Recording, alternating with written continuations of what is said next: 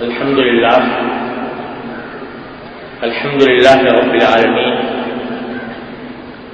والصلاة والسلام على سيدنا مولانا محمد خاتم النبيين وإمام المرسلين وعلى آله وأصحابه أجمعين وعلى كل من تبعهم بإحسان إلى يوم الدين. أما بعد، فأعوذ بالله من الشيطان الرجيم. بسم الله الرحمن الرحيم. يا أيها الذين آمنوا اتقوا الله وابتغوا إليه الوسيلة وجاهدوا في سبيله لعلكم تفلحون. صدق اللہ العظیم.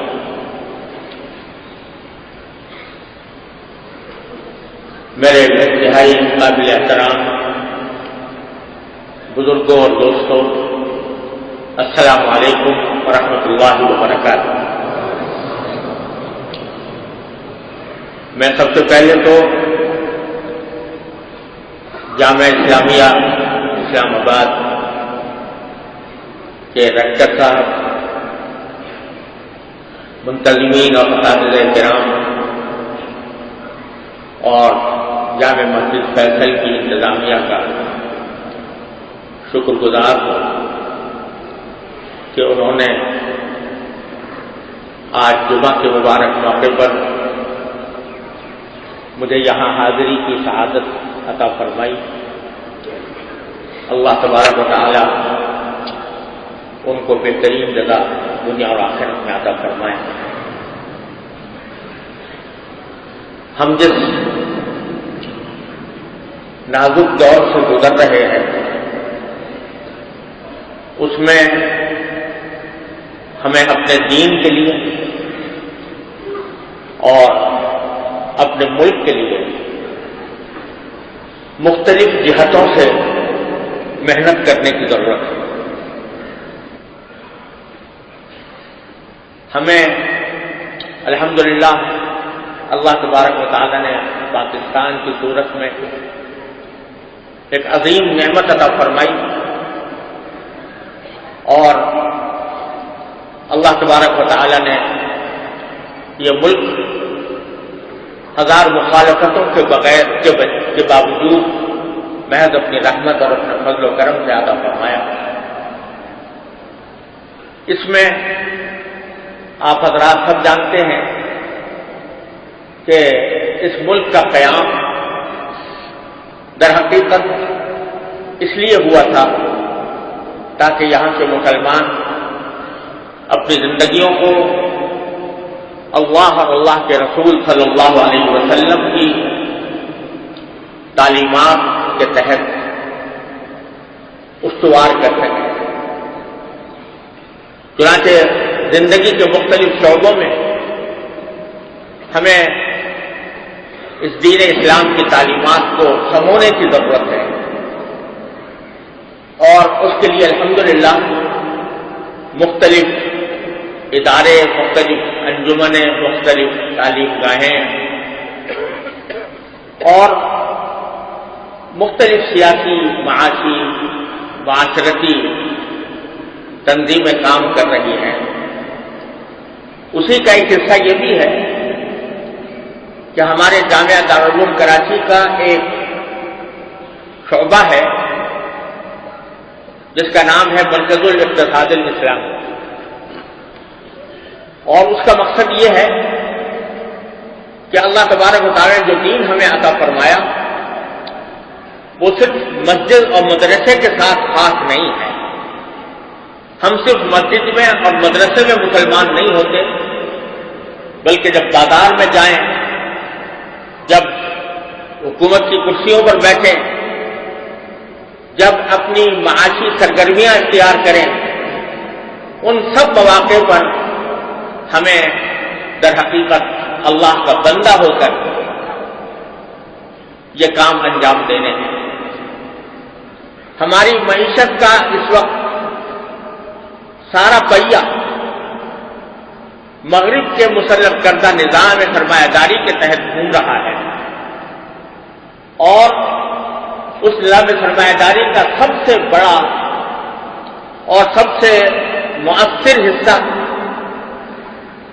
وہ یہ ہے کہ پورا نظام معیشت سود پر مبنی ہے،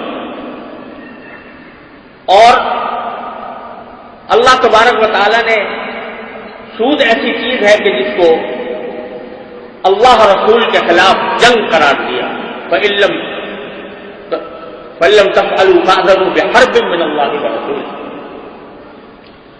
یہ الفاظ اللہ تبارک و تعالیٰ نے قرآن کریم میں کسی اور جرم کے لیے، کسی اور گناہ کے لیے استعمال نہیں کرنا، شراب پینے کے لیے نہیں کہا، خنزیر کھانے کے لیے نہیں کہا، زنا کرنے کے لیے نہیں کہا، لیکن سود کھانے اور سود کو نہ چھوڑنے کے لیے اللہ تبارک و تعالیٰ نے یہ اعلان فرمایا کہ اگر تم سود نہیں چھوڑتے تو اللہ اور اس کے رسول کی طرف سے اعلان جنگ کرو۔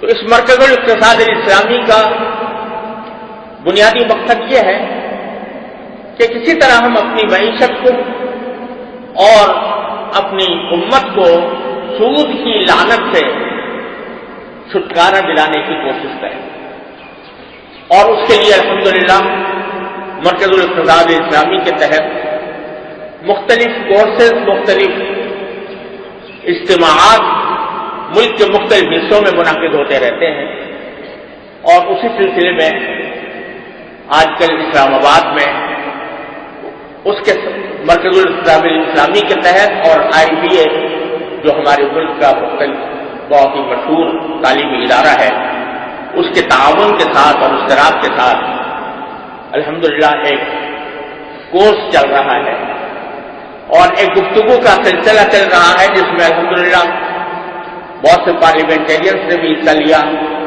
بڑے سرکاری مناصب پر فائز افسران نے بھی حصہ لیا۔ اس سلسلے میں یہاں آنا ہوا تھا، اور آج اسی موقع پر اللہ تبارک و تعالیٰ نے آپ حضرات کی محبت کی وجہ سے یہاں اس مسجد میں جمعہ ادا کرنے کی سعادت عطا فرمائی۔ اللہ تعالیٰ اس اجتماع کو بھی ہمارے لیے باعث کرم اور باعث سعادت بنائے۔ میں نے وقت چونکہ مختصر ہے اس لیے میں نے ابھی ایک آیت کریمہ آپ کے سامنے تلاوت کی، اس آیت کریمہ پر چند گزارشات عرض کرنا چاہتا ہوں۔ اس آیت میں اللہ تبارک و تعالیٰ نے فرمایا یا ایھا الذین آمنوا اتقوا اللہ، اے ایمان والو تقوی اختیار کرو، وجاہدوا فی سبیلہ وابتغوا الیہ الوسیلہ، اور تقوی اختیار کرنے کے لیے اللہ تک پہنچنے کا وسیلہ تلاش کرو، اور وجاہدوا فی سبیلہ، اللہ کے راستے میں محنت اور کوشش کرو، لعلکم تفلحون، تاکہ تمہیں فلاح نصیب ہو۔ یہ آیت کریمہ کا ترجمہ ہے۔ سب سے پہلا جملہ یا ایھا الذین آمنوا اتقوا اللہ، اے ایمان والو تقوی اختیار کرو، یہ قرآن کریم کا ٹپیکل جملہ ہے جو صرف اس جگہ نہیں بلکہ قرآن کریم میں متعدد مقامات پر بار بار اللہ تبارک و تعالی ہمیں آپ کو حکم دیتے ہیں کہ تقوی اختیار کرو، تقوی اختیار کرو، تقوی اختیار کرو۔ مختلف عنوانات سے، مختلف اسالیب سے اللہ تبارک و تعالی نے ہمیں آپ کو تقوی اختیار کرنے کی تلقین فرمائی، اور اس پر اس کی اہمیت کا ایک اندازہ اس سے بھی لگایا جا سکتا ہے کہ قرآن کریم نے جہاں پر بھی کوئی حکم دیا ہے کہ فلاں کام کرو یا فلاں کام نہ کرو، اس کے ساتھ اتقوا اللہ کا جملہ آپ کو تقریباً ہر جگہ نظر آئے گا۔ کوئی اگر قانون دیا تو اس کے ساتھ اتقوا اللہ کا جملہ ضرور لگا ہوا ہے، اور اسی آیت یا ربا کی جو آیات ہیں، سود کی جو آیات ہیں، ان کا خاتمہ بھی ان الفاظ پر ہوا ہے کہ یا ایھا الذین آمنوا واتقوا یوما ترجعون فیہ الی اللہ، اس دن سے ڈرو جب تم سب لوٹائے جاؤ گے اللہ تبارک و تعالیٰ کی طرف. ثم توفی کل نفس ما کسبت، اور اس دن جو کچھ کسی شخص نے کمایا ہوگا، جیسے اس نے عمل کیے ہوں گے، اس کا پورا پورا بدلہ اس کو دیا جائے گا. وہم لا یظلمون، اور کسی پر ظلم نہیں ہوگا. تو ہر قانون کے ساتھ اللہ تعالیٰ نے تقوی کو ضرور ذکر فرمایا. تقوی اختیار کرو. محض قانون دینے پر اکتفا نہیں کرتا قرآن، بلکہ ساتھ میں تقوی کا حکم بھی دیتا ہے. اور آج جمعہ کا دن ہے، اور ہمارے ائمہ اربعہ میں سے متعدد فقہا نے، متعدد ائمہ نے کا یہ مسلک ہے کہ جمعہ کے خطبے میں اگر تقوی کی نصیحت نہ ہو، تقوی کا ذکر نہ ہو، تو جمعہ کا خطبہ ہی نہیں ہوتا. اور جب جمعہ کا خطبہ نہیں ہوتا تو نماز بھی نہیں ہوتی ان کے نزدیک. اور دوسرے ہمارے جیسے حنفی مسلک کے اندر تقوی کا ذکر کرنا مسنون ہے، واجب نہیں ہے. لیکن بعض ائمہ کے نزدیک خطبہ جمعہ کے اندر تقوی کا حکم دینا یا تقوی کی نصیحت کرنا یہ فرض ہے. اس کے بغیر خطبہ نہیں ہوتا، اس کے بغیر نماز نہیں ہوتی. اتنی زبردست اہمیت ہے تقوی کی. تقوی کیا چیز ہے؟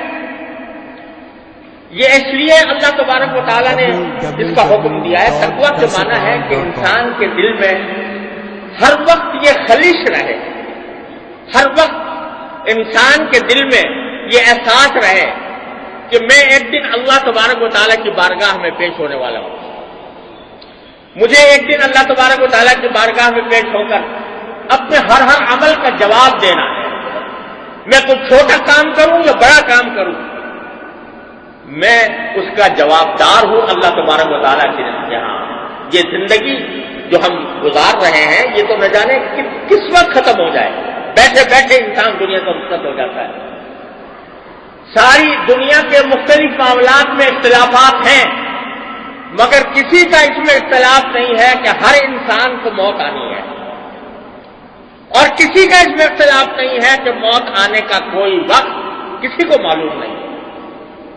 سائنس کے سارے فارمولے یہاں آ کر فیل ہو جاتے ہیں کہ اگر کسی کو پتہ لگایا جائے کہ یہ شخص جو ہمارے سامنے بیٹھا ہے یہ کتنے دن تک زندہ رہے گا. کسی وقت بھی پیغام اجل آ سکتا ہے. تقوی کے معنی یہ ہے کہ انسان اس بات کو اپنے ہر وقت ذہن میں رکھے، ہر وقت اس کے دل و دماغ میں یہ تصور موجود رہے کہ میں جو کام بھی کر رہا ہوں اس کا مجھے اللہ تبارک و تعالیٰ کی بارگاہ میں پیش ہو کر جواب دینا ہے. یہ تقوی وہ چیز ہے کہ جو انسان کو صحیح انسان بناتی ہے. دنیا کے اندر جتنے جرائم ہوتے ہیں، جتنے گناہ ہوتے ہیں، جتنی حق تلفیاں ہوتی ہیں، اور جتنے اللہ تبارک و تعالیٰ کے حکم کی نافرمانیاں ہوتی ہیں یا ظلم ہوتے ہیں، ان سب کی بنیاد یہ ہے کہ جس وقت انسان وہ ظلم کر رہا ہوتا ہے وہ اللہ تعالیٰ سے غافل ہو جاتا ہے. اللہ تعالیٰ کے سامنے پیش ہونے کا احساس اس کے دل سے ختم ہو جاتا ہے. چور چوری اس وقت کرتا ہے جب اس کے دل میں خدا کا خیال نہیں ہوتا. ڈاکو ڈاکہ اس وقت ڈالتا ہے جب اس کے دل میں خدا کا خیال نہیں ہوتا. زنا کرنے والا، شراب پینے والا، خنزیر کھانے والا اور دوسروں کے حقوق پر ڈاکے ڈالنے والا، رشوت کھانے والا، جب بھی رشوت کھا رہا ہوتا ہے اگر اس کے دل میں خدا کا خوف ہوتا، اگر اس کے دل میں خدا کے سامنے پیش ہونے کا احساس ہوتا تو وہ کبھی رشوت نہ لیتا. جتنے جرائم ہوتے ہیں، جتنے گناہ ہوتے ہیں، جتنے ظلم ہوتے ہیں، ان کی بنیاد یہ ہے کہ تقوی نہیں ہوتا. اسی لیے رسول کریم سرور دو عالم صلی اللہ علیہ وسلم نے ارشاد فرمایا کہ لا یزنی الزانی حین یزنی وہو مومن. جس وقت زنا کرنے والا زنا کر رہا ہوتا ہے وہ ایمان اس کے اندر نہیں ہوتا. ایمان نہ ہونے کا معنی یہ ہے کہ اس بات کا احساس نہیں ہوتا کہ مجھے اللہ کے سامنے پیش ہونا ہے. اس کی وجہ سے گناہ ہوتے ہیں، اس کی وجہ سے جرائم ہوتے ہیں، اس کی وجہ سے مظالم ہوتے ہیں. تو اللہ تبارک و تعالیٰ نے بنیاد پکڑ لی ہے انسان کے گناہ پر مائل ہونا. حدیث میں، روایات میں یہ واقعہ آتا ہے کہ حضرت عبداللہ بن عمر رضی اللہ تعالیٰ عنہ ایک مرتبہ سفر میں جا رہے تھے تو راستے میں ان کو ایک بکریوں کا ریوڑ نظر آیا، اس کے ساتھ ایک چرواہا بھی تھا۔ اس چرواہے سے حضرت عبداللہ بن عمر نے یہ کہا کہ بھائی میں مسافر ہوں اور مجھے کچھ دودھ کی ضرورت ہے، تو تم بکریوں میں سے کوئی اپنی بکری کا دودھ مجھے نکال کے دے دو۔ تو اس نے کہا کہ میں ضرور دے دیتا، مگر میں اس بکریوں کا مالک نہیں ہوں، میں چرواہا ہوں، میں کسی کا مزدور ہوں، اور میں بغیر اس کی اجازت کے آپ کو دودھ نکال کر نہیں دیتا۔ حضرت عبداللہ بن عمر نے اس کا تھوڑا سا امتحان لینا چاہا، تو اس سے کہا کہ ایک میں تمہیں ایسی ترکیب بتاتا ہوں کہ اس سے تمہارا بھی فائدہ اور میرا بھی فائدہ۔ وہ یہ ہے کہ تم ایک بکری مجھے دے دو، مجھ سے پیسے لے لو، میں تم سے خرید لیتا ہوں، تمہارا فائدہ یہ ہوگا پیسے تمہارے پاس آ جائیں گے، میرا فائدہ یہ ہوگا کہ بکری میرے ساتھ ہوگی، جب بھی مجھے ضرورت ہوگی میں دودھ نکال کر پی لیا کروں گا۔ اور جہاں تک مالک کا تعلق ہے تو مالک تمہیں کہاں دیکھ رہا ہے؟ یہاں پر مالک تو موجود نہیں ہے۔ جب پوچھے کہ بکری کہاں گئی تو تم کہتے نا کہ بکری کو بھیڑیا کھا گیا، اور بھیڑیے بکریوں کو کھاتے ہی رہتے ہیں، لہذا اگر تم یہ کہو گے تو اس کو کچھ جائے گا، ٹھیک ہے بھائی، اللہ کی مرضی، اللہ کی طرف سے قسمت، میری قسمت بکری ختم ہو گئی۔ حضرت عبداللہ بن عمر نے جو ہی یہ بات کہی تو فوراً اس چرواہے کے دل سے یہ آواز نکلی اور زبان سے اس نے کہا کہ فَأَيْنَ اللَّهُ، اللہ کہاں گیا؟ مالک بے شک موجود نہیں ہے، لیکن اور وہ مجھے نہیں دیکھ رہا، لیکن اللہ تو دیکھ رہا ہے۔ تو اگر میں یہ سب معاملہ کر لوں گا تو اللہ تعالیٰ کے سامنے جا کر کیا جواب دوں گا؟ یہ ہے تقویٰ جو اس چرواہے کے دل میں اللہ تبارک و تعالیٰ نے پیدا کیا، تو جنگل کی تنہائی میں بھی، رات کی تاریکی میں بھی، اندھیروں میں بھی یہ تقویٰ انسان کے دل پر پہرے بٹھاتا ہے۔ آپ 1000 پولیس بنا لیجئے، 1000 محکمے قائم کر لیجئے، 1000 عدالتیں قائم کر لیجئے، لیکن وہ ظاہری طور پر سامنے آنے والے جرائم کو تو کسی طرح ہو سکتا ہے اس پر سزا دے دیں، لیکن جنگل کی تنہائیوں میں، رات کی تاریکیوں میں، اندھیروں میں تم کسی شخص کے اعمال و افعال پر پہرا نہیں بٹھا سکتے سوائے اس طریقے کے کہ دلوں میں تقویٰ پیدا کرو، اللہ تبارک و تعالیٰ کے بارگاہ میں حاضر ہو کر جواب دہی کا احساس پیدا کرو تو تقویٰ تمہیں حاصل ہوگا۔ یہ اس لیے قرآن کریم نے جا بجا ہر قدم پر یہ ہمیں حکم دیا کہ تقویٰ اختیار کرو، اللہ تبارک و تعالیٰ کے سامنے پیش ہونے کا احساس، یہ خلش کہ میں جو کام کرنے جا رہا ہوں وہ اللہ تبارک و تعالیٰ کی مرضی کے مطابق ہے یا نہیں ہے، یہ مجھے جنت میں لے جائے گی یا جہنم میں لے جائے گی۔ امام شافعی رحمۃ اللہ علیہ بڑے درجے کے فقیہ، مجتہد، امام،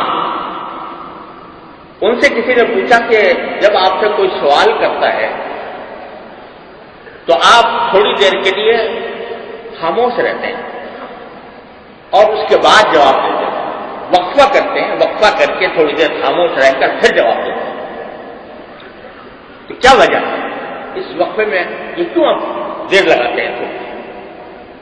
تو انہوں نے فرمایا کہ اس وقفے میں میں اپنے آپ کو جنت اور جہنم پر پیش کرتا ہوں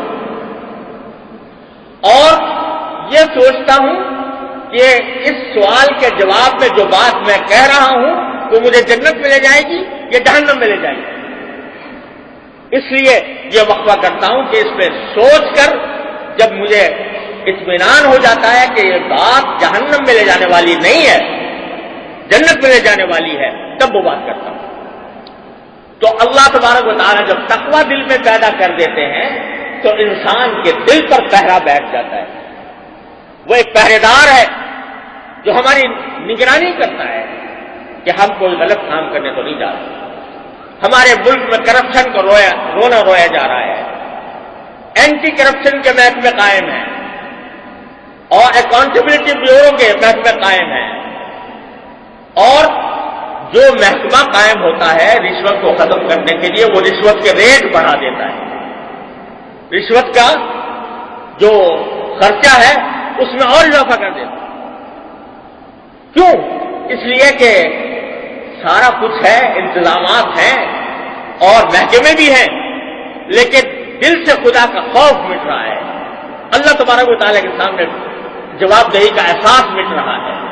اس کی وجہ سے جو شخص بیٹھا ہے وہ سوچتا ہے بس یہ دنیا ہے، اس دنیا کے اندر جو کچھ کما لیا وہ کما لیا، اور اس کے اندر مجھے سب سے بڑی منزل یہ ہے کہ میں زیادہ سے زیادہ پیسہ حاصل کر لوں، زیادہ سے زیادہ بڑا مالدار بن جاؤں، زیادہ سے زیادہ کوٹھیاں بنا لوں اور میرے گھر میں اعلیٰ سے اعلیٰ کاریں آ جائیں۔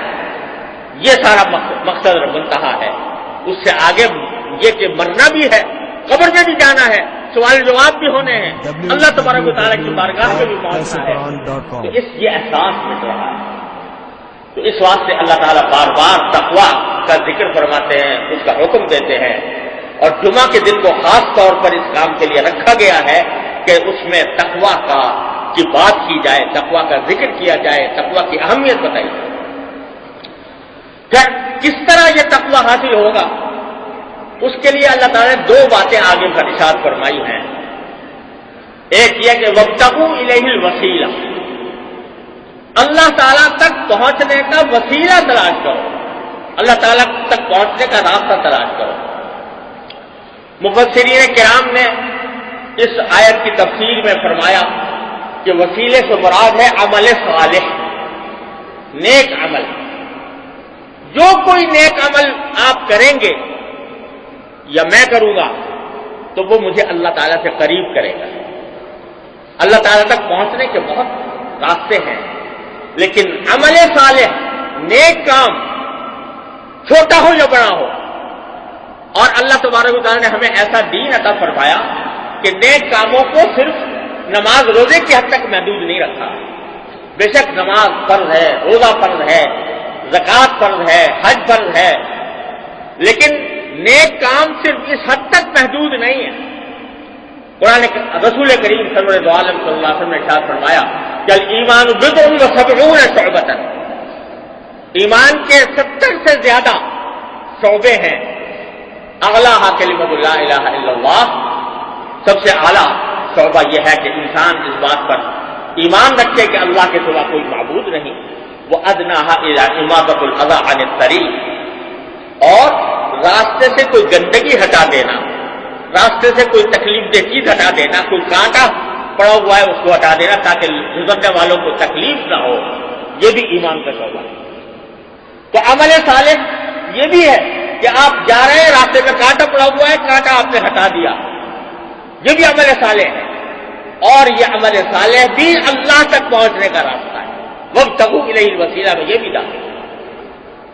حدیث میں رسول کریم صلی اللہ علیہ وسلم نے ارشاد فرمایا کہ لا تحقرن من المعروف شیئا، کسی بھی نیک کام کو حقیر نہ سمجھو، کیا پتا کہ وہ تھوڑا سا کام تمہیں کہاں سے کہاں پہنچا دے۔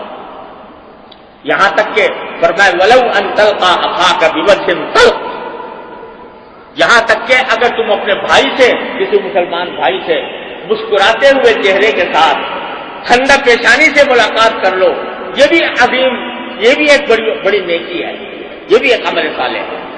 فرق یہ ہے کہ جب یہ عمل صالح آدمی انجام دے رہا ہو تو آدمی کے دل میں یہ نیت ہو کہ میں اللہ کی خاطر یہ دوسرے کے سامنے جو میں ٹھنڈا پیشانی سے مل رہا ہوں، یہ اللہ تبارک و تعالیٰ کے فضل و کرم سے، اللہ تعالیٰ کی خوشنودی کے لیے مل رہا ہوں۔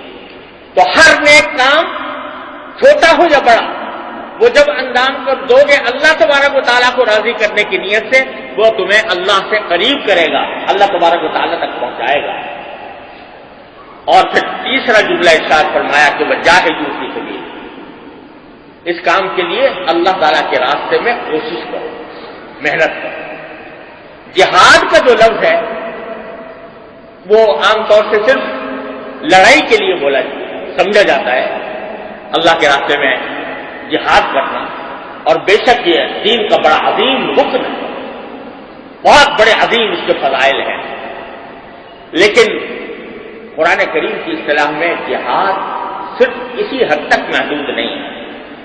اس کے معنی یہ ہے کہ اللہ تعالیٰ کو راضی کرنے کے لیے، اللہ تعالیٰ کی خوشنودی کے لیے اپنے نفس پر مشقت برداشت کر کے کوئی بھی کام انسان کرے گا وہ جہاد ہے، اللہ کے راستے تک پہنچانے والا، محنت اٹھا کر، کوشش کر کے. لہذا اگر چونکہ ہمارا دین زندگی کے تمام شعبوں کو محیط ہے، اس واسطے زندگی کا کسی بھی شعبے میں انسان ہو، وہ طالب علم ہو، وہ استاد ہو، وہ معلم ہو، وہ تاجر ہو، وہ مزدور ہو، وہ سرمایہ دار ہو، دولت مند ہو، زندگی کے ہر شعبے میں اللہ تبارک و تعالیٰ نے اس کے لیے اس کو کچھ ہدایات عطا فرمائی. ان ہدایات کی اگر انسان پابندی کرے گا اور اللہ تبارک و تعالیٰ کے رضا کی خاطر کرے گا اور یہ سوچ کر کرے گا کہ مجھے اللہ تبارک و تعالیٰ کی بارگاہ میں جواب دینا ہے، تو یہ چیز اس کو تقویٰ کی طرف، منزل کی طرف لیتی جائے گی. اللہ تعالیٰ نے کچھ ایسا نظام بنایا ہے کہ ایک طرف تقویٰ اگر دل میں پیدا ہوتا ہے وہ عمل صالح پر آمادہ کرتا ہے، جب عمل صالح کرتا ہے تو وہ اور تقویٰ پر آمادہ کرتا ہے، پھر تقویٰ دل میں پیدا ہوتا ہے وہ پھر عمل صالح کی طرف لے جاتا ہے، پھر عمل صالح کرتا ہے اور تقویٰ کی منزل آگے بڑھا دیتا ہے. تقویٰ کے مدارج بڑھتے چلے جاتے ہیں. تو ہم خواہ کسی بھی شعبہ زندگی سے متعلق ہوں، ہم تاجر ہوں، ہم مزدور ہوں، ہم معلم ہوں، ہم طالب علم ہوں، اگر ہم اپنا کام محنت کے ساتھ، جاہدو، محنت اور کوشش کے ساتھ اللہ تعالیٰ کی رضا کے خاطر کریں گے تو انشاءاللہ وہ ہمیں اللہ تعالیٰ تک پہنچائے گا، اللہ تعالیٰ تک پہنچنے کا وسیلہ بنے گا. وابتغوا الیہ الوسیلہ وجاہدوا فی سبیلہ. نتیجہ کیا ہوگا؟ لعلکم تفلحون.